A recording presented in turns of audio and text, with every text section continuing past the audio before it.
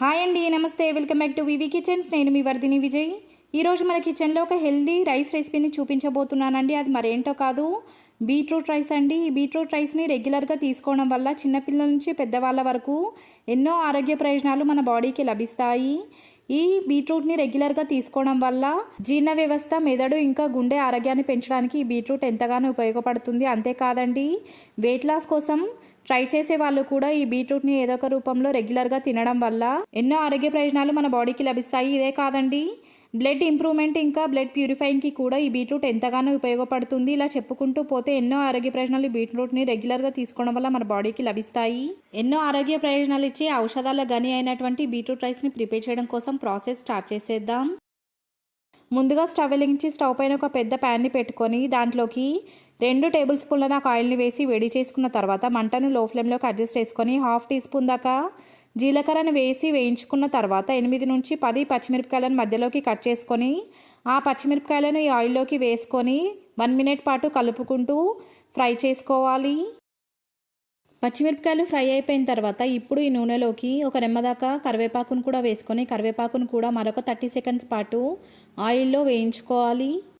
30 seconds తర్వాత ఈ నూనెలోకి ఒక టేబుల్ స్పూన్ దాకా పచ్చి శనగపప్పును కూడా వేసుకొని శనగపప్పు మొత్తాన్ని కూడా కలుపుకుంటూ మరొక 30 సెకండ్స్ పాటు ఆయిల్లో దూరగా వేయించుకున్న తర్వాత ఇప్పుడు ఈ ప్యాన్లోకి వీడియోలో చూపిస్తున్న సైజులోకి గ్రేట్ చేసుకున్నటువంటి 1 కప్పు వరకు బీట్రూట్ మొత్తాన్ని కూడా ఈ ప్యాన్లోకి వేసేసుకొని ఈ ఆయిల్ మొత్తంతో పాటు ఈ బీట్రూట్ మొత్తం కూడా కలిసేలాగా ఒకసారి అడుగు నుంచి బాగా కలిపేసుకొని మంటను లో టు మీడియం ఫ్లేమ్లోకి అడ్జస్ట్ చేసుకొని మధ్య మధ్యలో కలుపుకుంటూ ఈ బీట్రూట్ మొత్తాన్ని 5 to 10 మినిట్స్ పాటు ఆయిల్లో బాగా ఉడికించుకోవాలి.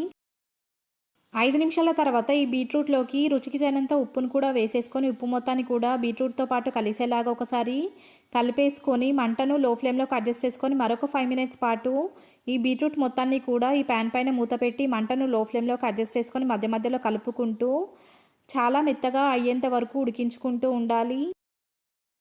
5 నిమిషాల తర్వాత ఈ ప్యాన్ పై నుండి మూత తీసి చెక్ చేసుకున్నట్లయితే ఈ బీట్రూట్ వీడియోలో చూపిస్తున్నట్టుగా ఆయిల్ మొత్తం కూడా పైకి తేలి మనకు కావాల్సినట్టుగా బాగా ఉడికింది. ఇప్పుడు ఈ ప్యాన్లోకి ఉడికించి చల్లార్చుకున్నటువంటి రైస్ని ఈ ప్యాన్లోకి వేసేసుకొని ఈ బీట్రూట్ మొత్తంతో పాటు ఈ రైస్ మొత్తాన్ని కలిసేలాగా కలిపేసుకోవాలి. బీట్రూట్ మొత్తం కూడా రైస్తో పాటు కలిసిపోయి చాలా కలర్ఫుల్గా ప్రిపేర్ అవుతుంది.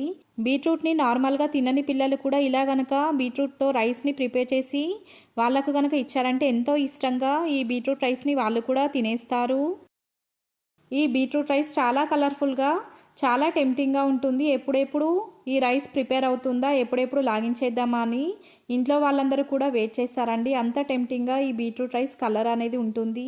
రైస్ మొత్తం కూడా బీట్రూట్తో పాటు కలిసిపోయిన తర్వాత మరొక 2 నిమిషాల పాటు ఈ రైస్ని ఫ్రై చేసుకొని స్టవ్ ఆఫ్ చేసేసుకొని ఈ ప్రిపేర్ అయినటువంటి రైస్ మొత్తాన్ని కూడా ఒక సర్వింగ్ బౌల్లోకి ట్రాన్స్ఫర్ చేసుకొని లాగించేయచ్చు.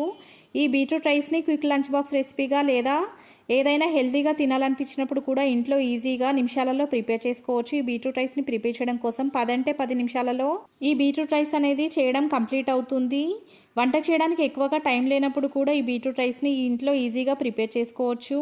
మరికొన్ని quick and healthy rice recipes మన ఛానల్లో అవైలబుల్గా ఉన్నాయి. మీకు కనుక కావాలనుకుంటే లింక్ డిస్క్రిప్షన్లో ఇస్తాను, మీకు వీలైతే ఒకసారి చెక్ చేసేయండి. ఈ రెసిపీ కనుక మీకు నచ్చినట్లయితే లైక్ చేయండి, మీ ఫ్రెండ్స్ అండ్ రిలేటివ్స్ షేర్ చేయండి.